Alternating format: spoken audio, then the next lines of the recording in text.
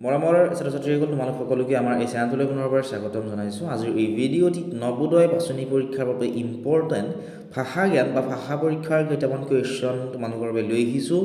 এনেকুৱা ধৰণৰ কুৱেশ্যনে এইবাৰ পৰীক্ষাত আহিব, গতিকে ভিডিঅ'টো মনোযোগেৰে শেষলৈকে চাই থাকিবা।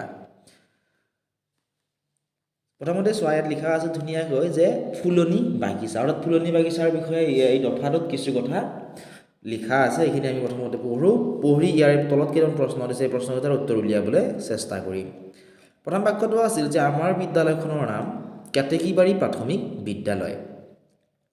বিদ্যালয়খনৰ মূল তোৰণৰ ওচৰতে দুজোপা বকুল গছ আছে। অৰ্থাৎ এখন বিদ্যালয় আছিল, সেই বিদ্যালয়খনৰ নাম কি আছিলে? কেতেকীবাৰী প্ৰাথমিক বিদ্যালয় আছিলে।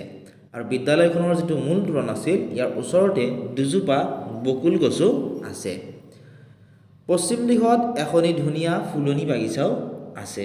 অৰ্থাৎ পশ্চিম ফালে এখনি কি আছে? ধুনীয়া ফুলনি বাগিচা আছে। ফুলনি বাগিচাখনে বিদ্যালয়খন শুৱনি কৰি তুলিছে। যেনেদৰে তোমালোকৰ ঘৰতো যদি ফুলনি বাগিচা আছে বা ফুলৰ গছ আছে, দেখিবলৈ বৰ মনোমোহা হয়, হয়নে? গতিকে ফুলনি বাগিচাখনে কি কৰিছিল? সেই যিখন বিদ্যালয় আছিল কেতেকীবাৰী প্ৰাথমিক বিদ্যালয়, সেই বিদ্যালয়খন শুৱনি কৰি তুলিছিল। বাগিচাখন গোলাপ, জবা, নাৰ্জী, তগৰ, নয়নতৰা, দুই প্ৰকাৰৰ অপৰাজিতা আদি ফুলেৰে ভৰি আছে। বাগিচাখন কি কি ফুল আছিল? গোলাপ আছিলে, জবা ফুল আছিলে, নাৰ্জী আছিলে, তগৰ আছিলে, নয়নতৰা আছিলে আৰু দুই প্ৰকাৰৰ অপৰাজিতা ফুলেৰে বাগিচাখন ভৰি আছিলে। তগৰ ফুলা সময়ত বিদ্যালয়খনৰ চৌপাশ গোন্ধত আমোল মলাই থাকে। তগৰ ফুলৰ গোন্ধ ধুনীয়া হয়নে? তগৰ যেতিয়া ফুলে, বছৰটোৰ প্ৰত্যেকটো সময়তে তগৰ নুফুলে, তাৰ নিৰ্দিষ্ট সময়তহে তগৰ ফুলে। সেই সময়খিনিত বিদ্যালয়খনৰ চাৰিওফালে তগৰ ফুলৰ গোন্ধত আমোল মোলাই থাকে। নাৰ্জী ফুলবোৰ ঠাণ্ডাৰ দিনত ফুলে, আৰু যিবোৰ নাৰ্জী ফুল আছে সেই ফুলবোৰ ঠাণ্ডাৰ দিনতহে ফুলে। বাগিচাখনত ৰঙা, বগা আৰু গোলপীয়া তিনি প্ৰকাৰৰ জবা ফুলৰ গছ আছে। তোমালোকে দেখিবলৈ পাইছা নহয় নিশ্চয়, যে ৰঙা গোলাপো আছে, বগা গোলাপো আছে আৰু গোলপীয়া গোলাপো আছে। অৰ্থাৎ তিনি প্ৰকাৰৰ জবা ফুলৰ গছ সেই বাগিচাখনত আছিলে। বাগিচাখনত মুঠতে 10-12 প্ৰকাৰৰ ফুল গছো আছে। গৰু ছাগলী সোমাব নোৱাৰাকৈ বাগিচাখনত চাৰিওকাষে বাঁহৰ বেৰ সাজি দিয়া হৈছে। কাৰণ গৰু ছাগলীয়ে কি কৰে? এইবোৰ খাই পেলাই। সেইবাবে কি কৰিছিল? সেই বাগিচাখনৰ চাৰিওফালে বাঁহেৰে বেৰ সাজি দিয়া হৈছিল, যাতে গৰু ছাগলীয়ে সেইখিনি অনিষ্ট কৰিব নোৱাৰে। প্ৰতিটো শ্ৰেণীৰ ছাত্ৰ ছাত্ৰীয়ে সপ্তাহৰ এটা দিনত বাগিচাখন চাফ চিকুণৰ কাম কৰে। আৰু প্ৰত্যেকটো শ্ৰেণীৰ যিবিলাক ছাত্ৰ ছাত্ৰী আছিল, সেই ছাত্ৰ ছাত্ৰীসকলে সপ্তাহটোৰ এটা দিনত সেই বাগিচাখন চাফ চিকুণ কৰি থয়। বিজ্ঞানৰ ডেকা ছাৰে সকলোৰে কামবোৰ ভগাই দিয়ে। আৰু সেই স্কুলৰে বিজ্ঞান শিক্ষক আছিলে ডেকা ছাৰ। ডেকা ছাৰে কি কৰে? সকলো ছাত্ৰ ছাত্ৰীকে কোনে কি কাম কৰিব লাগিব সেইখিনি ধুনীয়াকৈ বুজাই ভগাই দিয়ে। ফুল গছবোৰত পানী দিয়া, গুৰিবোৰ চিকুণাই দিয়া, শুকান পাতবোৰ সাৰি পেলোৱা আদি কামবোৰ সকলোৱে আনন্দ মনেৰে কৰে। গতিকে ফুল গছবোৰত যে পানী দিব লাগে, হয়নে? কাৰণ পানী যদি নাপায় কি হ'ব? এটা সময়ত সেইবোৰ মৰহি যাব। গতিকে ফুল গছবোৰত পানী দিয়া, গুৰিবোৰ যাতে চাফ চিকুণকৈ থাকে, লগতে যিবোৰ শুকান পাত সেইবোৰ সৰি পৰে, হয়নে? সেইবোৰ সাৰি পেলোৱা আদি সকলোৱে কি কৰে? স্কুলৰ ছাত্ৰ ছাত্ৰীসকলে আনন্দ মনেৰে কৰে। ছাৰে সদায় গছবোৰক মৰম কৰিবলৈ ছাত্ৰ ছাত্ৰীসকলক বুজাই দিয়ে। 5 জুন তাৰিখে বিশ্ব পৰিৱেশৰ দিনা বাগিচাখনত নতুন নতুন গছৰ পুলি ৰোৱা হয়। আৰু তোমালোকে জানাই, প্ৰতি বছৰে জুন মাহৰ 5 তাৰিখে বিশ্ব পৰিৱেশ দিৱস পালন কৰা হয়। আৰু সেই বিশ্ব পৰিৱেশ দিৱসৰ দিনাখনেই বাগিচাখনত নতুন নতুন ফুলৰ পুলি ৰোৱা হয়। বকুল ফুলাৰ দিনত আমি তলসৰা বকুল ফুলেৰে মালা গাঁঠো। আৰু যেতিয়া বকুল ফুলে, এটা নিৰ্দিষ্ট সময়ত বকুল ফুলে, সেই বকুল ফুলাৰ দিনত কি কৰে? তলসৰা বকুল, মানে তলত যে বকুলৰ ফুলবোৰ সৰি পৰে, হয়নে? সেই তলসৰা বকুল ফুলেৰে মালা গাঁঠে। আমি সকলোৱে বিদ্যালয় চৌহদৰ লগতে ফুলনি বাগিচাখন সদায় পৰিষ্কাৰ পৰিচ্ছন্ন কৰি ৰাখোঁ। ঠিক আছে, এতিয়া এইখিনি আমি পঢ়িলোঁ, অলপমান নিশ্চয় বুজিও পালোঁ, হয়নে? এতিয়া ইয়াৰ পৰা কেইটামান প্ৰশ্ন দিছে, প্ৰশ্নকেইটাৰ উত্তৰ উলিয়াবলৈ আমি চেষ্টা কৰোঁ। প্ৰথম প্ৰশ্নটো আছিল যে ফুলনিখনত কেই প্ৰকাৰৰ জবা ফুল আছে? অপশ্যন এত আছিলে 10 প্ৰকাৰৰ, অপশ্যন বিত আছিলে 3 প্ৰকাৰৰ, অপশ্যন চিত আছিলে 2 প্ৰকাৰৰ আৰু অপশ্যন নম্বৰ ডিত আছিলে 12 প্ৰকাৰৰ। আমাক কি সুধিছে চোৱা, যে আমাক সুধিছে ইয়াত ফুলনিখনত কেই প্ৰকাৰৰ জবা ফুল আছে। ঠিক আছে, আমাক জবা ফুলৰ কথাই সুধিছে। গতিকে জবা ফুল কেই প্ৰকাৰৰ আছে আমি ইয়াতে পাইছিলোঁ নহয়? জবা ফুল আছিলে 3 প্ৰকাৰৰ। ৰঙা জবা, বগা জবা আৰু গোলপীয়া জবা। ঠিক আছে, তিনি প্ৰকাৰৰ জবা ফুল আছিলে। গতিকে অপশ্যন নম্বৰ বিটো হ'ব এই প্ৰশ্নটোৰ শুদ্ধ উত্তৰ। আশা কৰিছোঁ ধুনীয়াকৈ বুজি পালা। এতিয়া আমি 2 নম্বৰ প্ৰশ্নটোৰ উত্তৰ উলিয়াবলৈ চেষ্টা কৰোঁ। প্ৰশ্নটো কি দিছে চোৱাচোন। প্ৰশ্নটো আছিল যে কি ফুল ফুলিলে চৌপাশ আমোলমোলাই থাকে। অপশ্যন চোৱা, এত আছিলে জবা ফুল, অপশ্যন নম্বৰ বিত আছিলে গোলাপ ফুল, অপশ্যন নম্বৰ চিত আছিলে তগৰ ফুল আৰু অপশ্যন নম্বৰ ডিত আছিলে নাৰ্জী ফুল।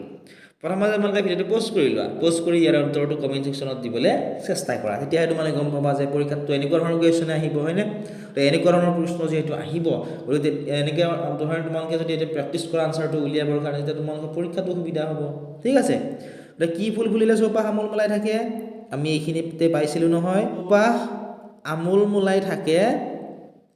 চোৱা, আমি এইখিনিত পাইছিলোঁ চৌপাশ আমোলমোলাই থাকে তগৰ ফুল ফুলা সময়ত। চোৱা, এইখিনিত পাইছোঁ আমি তগৰ ফুলা সময়ত, হয়নে? গতিকে অপশ্যনসমূহৰ ভিতৰত তোমালোকে যদি চোৱা, অপশ্যন নম্বৰ চি কাৰেক্ট হ'ব, কাৰণ অপশ্যন নম্বৰ চি তগৰ দিয়া আছে নহয়। এইটো অপশ্যনে হ'ব এই কুৱেশ্যনটিৰ কাৰেক্ট আনচাৰ। ঠিক আছে, এতিয়া চোৱা নেক্সট প্ৰশ্নটো তোমালোকে, প্ৰশ্ন নম্বৰ 3। প্ৰশ্নটো আছিল যে বাগিচাখনৰ চাৰিওকাষে কিয় বাঁহৰ বেৰ সাজি দিয়া হৈছে? অপশ্যন চোৱা, এত আছিলে ফুল ছিঙিব নোৱাৰাকৈ, বিত আছিলে গৰু ছাগলী সোমাব নোৱাৰাকৈ, অপশ্যন চিত আছিলে চাফ চিকুণকৈ ৰাখিবলৈ আৰু অপশ্যন নম্বৰ ডিত আছিলে ছাত্ৰ ছাত্ৰী সোমাব নোৱাৰাকৈ।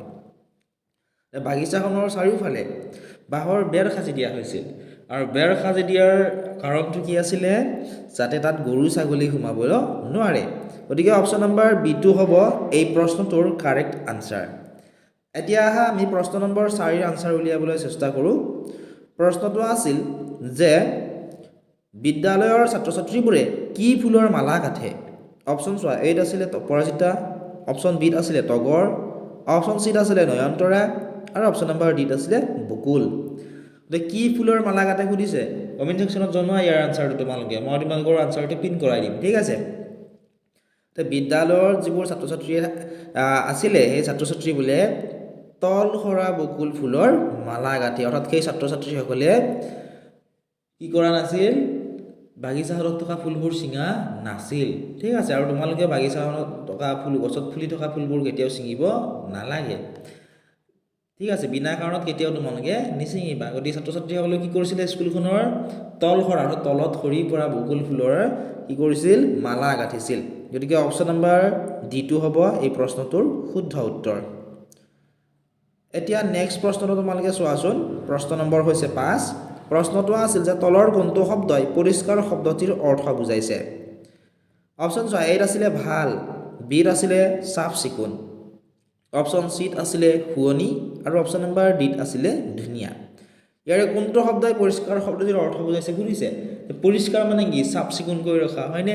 গতিকে ভাল হ'ব জানো? নহ'ব, এইটো কেঞ্চেল। শুৱনি হ'ব জানো? নহয়। তাৰপিছত ধুনীয়া হ'ব জানো? নহয়। কি হ'ব? চাফ চিকুণ হ'ব। অপশ্যন নম্বৰ বিটো হ'ব কাৰেক্ট আনচাৰ। এতিয়া চোৱা তোমালোকে শেষৰ প্ৰশ্নটো। প্ৰশ্নটো আছিল যে তলৰ শব্দবোৰৰ কোনটো বিশেষ্য? অপশ্যন এত আছিলে গোন্ধ, অপশ্যন বিত আছিলে জিৰণি, অপশ্যন চিত আছিলে নয়নতৰা আৰু অপশ্যন নম্বৰ ডিত আছিলে চিকুণ। ইয়াৰে কোনটো বিশেষ্য সুধিছে? গতিকে আমি জানো যে নাম বুজোৱাকে বিশেষ্য পদ বুলি কোৱা হয়। ইয়াতে গক্ষ বুলি কোনো নাম বা বস্তু বুজোৱা নহয়, গতিকে এইটো বিশেষ্য নহ'ব। অপশ্যন এইটো কাৰেক্ট নহ'ব। জিৰণিটোও নহ'ব। ঠিক আছে, জিৰণি মানে হৈছে বিশ্ৰাম। ঠিক আছে, এইটোও নহ'ব, এইটো বিশেষ্য নহয়। চিকুণ, চিকুণ মানে হৈছে এইটো এটা বিশেষণ হ'ব। ঠিক আছে, বিশেষ্য নহ'ব। নয়নতৰাটো হ'ব। কিহৰ কাৰণে? কাৰণ নয়নতৰা, ঠিক আছে, নয়নতৰা হৈছে এটা নাম। ঠিক আছে, প্ৰপাৰ নাউন হয় এইটো, সেইকাৰণে এইটো বিশেষ্য, এইটো নাম বুজোৱা পদ। ঠিক আছে, ফুলৰ নাম। ঠিক আছে, অপশ্যন নম্বৰ চিটো হ'ব এই কুৱেশ্যনটিৰ কাৰেক্ট আনচাৰ। ইয়াৰ PDF-সমূহ পাবলৈ যদিহে এপটো ডাউনলোড কৰা, এপটো ডাউনলোড কৰি ল'বলৈ নাপাহৰিবা। ডেছক্ৰিপশ্যনত লিংক দিয়ে থোৱা আছে। অধিক জানিবৰ বাবে হোৱাটছএপত মেছেজ কৰা। হোৱাটছএপ নম্বৰ ডেছক্ৰিপশ্যন আৰু কমেণ্ট ছেকশ্যনত তোমালোকে পাই যাবা।